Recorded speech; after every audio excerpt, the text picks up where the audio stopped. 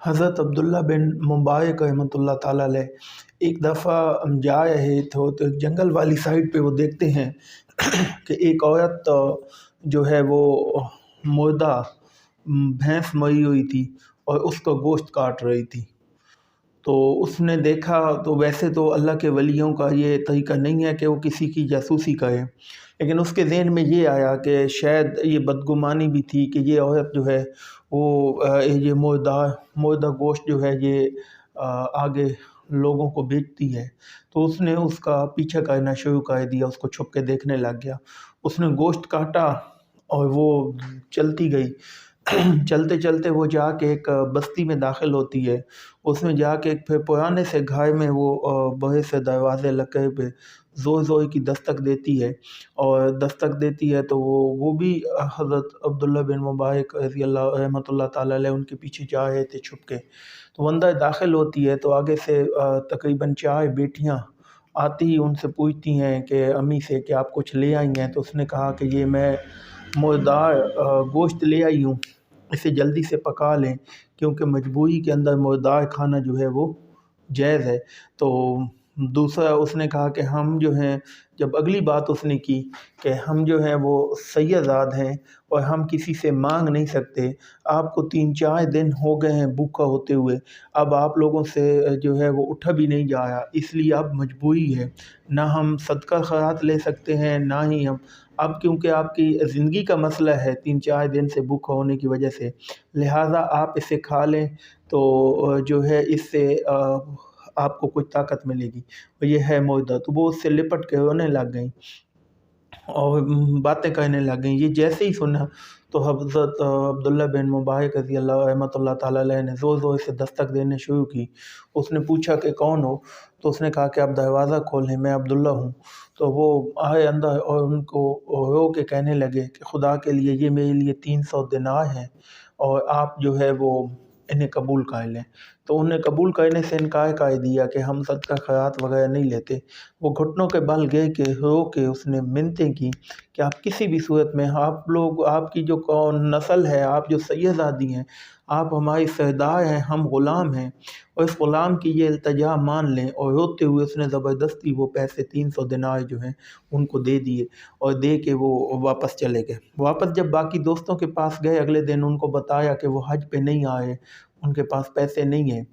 تو دوست بھی سارے اس سے ناراض ہوئے، جنہوں نے 10-12 بندوں نے اکٹھا مل کے جانا تھا۔ تو انہوں نے کہا کہ تم ویسے تو بڑے نیک بنتے ہو اور بڑے اتنے حج کے لیے ہم سب تیار تھے، اور اب آپ رستے میں چھوڑ کے واپس جا رہے ہیں، کہیں کسی اور کاروبار میں پیسے لگا لیے ہیں یا کیا کیے؟ بس وہ خاموش رہا۔ اس نے کہا میری مجبوری ہے، میں حج پہ جو ہے وہ نہیں جا سکتا۔ وہ حج پہ نہیں گیا اور باقی سارے حج پہ چلے گئے۔ اسے بس دن رات خیال، ایک شوق تھا حج پہ جانے کا، خیال آتا رہتا تھا کہ اب جو ہے حاجی مینا میں ہوں گے، اب میدان عرفات میں ہوں گے، اب طواف کر رہے ہوں گے، اب رمی جمرات کر رہے ہوں گے۔ اس طرح کی وہ سوچ اور اسی خیالات میں، اسی غم اور دکھ میں رہا۔ لیکن اسے اس بات کی خوشی بھی تھی کہ اس نے پیسے وہ جو ہیں وہ ایک سید زاد کے گھر میں دے دیے۔ اب کیا ہوا کہ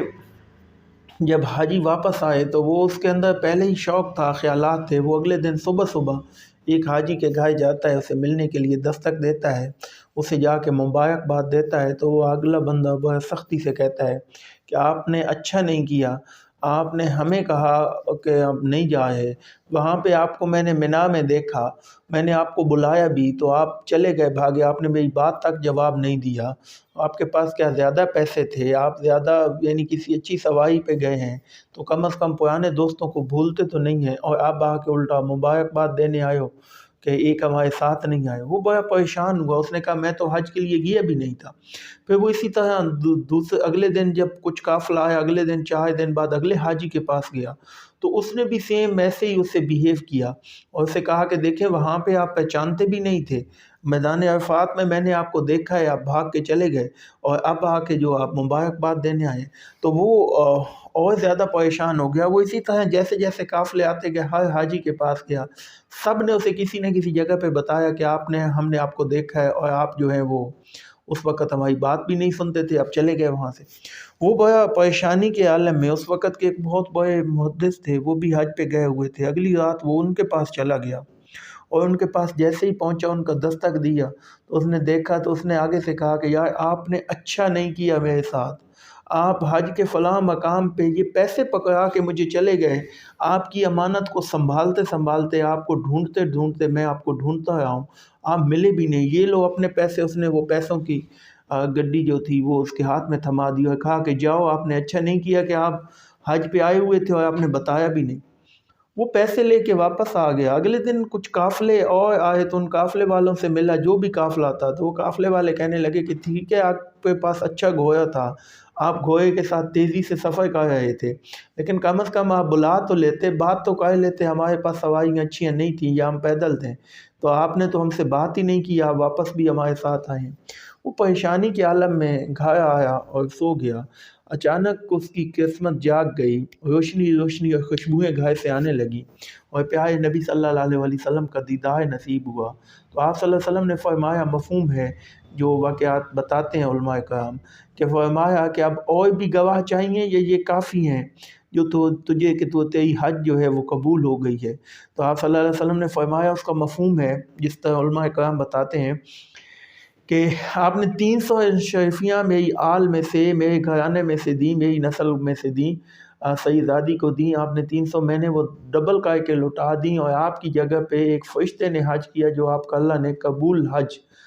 کیا، اور قیامت تک جب تک بھی حج ہوتے ہیں کہ ایک فرشتے کی ڈیوٹی لگا دی، اس کو اللہ نے پیدا کر دیا کہ تو عبد الرحمن بن مبارک رحمۃ اللہ تعالیٰ علیہ کی جگہ حج کرتا ہے۔ تو یاد رکھیں یہ تو چلو سید زاد ایک اعلیٰ خاندان کے لیے انہوں نے یہ قربانی دی تھی کہ اپنی حج کو چھوڑ کے ان کو وہ پیسے دے دیے۔ سب سے زیادہ پسند چیز اللہ کو خدمت خلق ہے، اس کی مخلوق کی خدمت کرنا ہے۔ آپ جتنے حج کر لیں، اگر آپ کے اندر خدمت خلق نہیں ہے، اللہ کی مخلوق کی سوچ نہیں ہے، اللہ کی مخلوق کے لیے کی خدمت نہیں کرتے، اس کا خیال نہیں رکھتے، اس کا دل دکھاتے ہیں، آپ کی حج بھی قبول نہیں ہوگی، کوئی بھی عمل قبول نہیں ہوگا، کیونکہ اگر جب آپ اللہ کی مخلوق کا دل دکھاتے ہیں۔ اللہ کو سب سے زیادہ پسندیدہ عمل اس کی مخلوق، اللہ کو مخلوق بہت پیاری ہے، ہم سب اللہ کی مخلوق ہیں، اللہ تعالیٰ ہم سب سے ماں سے 70 گنا زیادہ محبت کرتا ہے، اور جس سے عام انسان بھی کسی سے محبت کرتا ہے، اگر اس کا کوئی خیال رکھے تو اس کو وہ بندہ بھی اچھا لگتا ہے۔ اور اللہ تعالیٰ نے جو اپنی مخلوق پیدا کی جس سے وہ محبت کرتا ہے، اگر اس سے کوئی دوسرا محبت کرے، اس کی خدمت کرے، خدمت خلق کرے، تو اللہ تعالیٰ کو وہ بندہ بھی پیارا لگتا ہے، اور اللہ تعالیٰ اس بندے کی بھی بخشش فرماتا ہے، اس بندے کو اور زیادہ عطا کرتا ہے۔ کہ دیکھیں، ہم اگر کسی کو، کوئی ہمارے پاس جاب کر رہا ہے یا ہم کسی کے پاس جاب کر رہے ہیں، تو وہ ہمیں کوئی نہیں دے رہا یا ہم کسی کو نہیں دے رہے، یہ اللہ کی طرف سے ہم اگر ان کو آگے پے کی شکل میں یا کسی بھی خدمت خلق کی شکل میں آگے بانٹ رہے ہیں، جو آگے صحیح سے بانٹتا ہے، دیتا ہے، اللہ اس کے اکاؤنٹ میں اور دے دیتا ہے کہ یہ صحیح سے بانٹتا ہے، اس سے اور زیادہ دے دیا جائے، اور جو نہیں دیتا اس کی مخلوق اللہ تعالیٰ اس سے ہاتھ کھینچ لیتا ہے، اس کو وہ پہ زیادہ نہیں دیتا۔ تو اس لیے ہمیشہ خدمت خلق ہے، نماز، روزہ، حج، زکوٰۃ، جس ساری چیزیں ارکان اسلام میں ہیں، لیکن ان سے بھی زیادہ اہم یہ تبھی قبول ہوں گی جب آپ کے اندر خدمت خلق ہوگی، دوسروں کا احساس ہوگا، غریبوں کا احساس آپ کے اندر ہوگا۔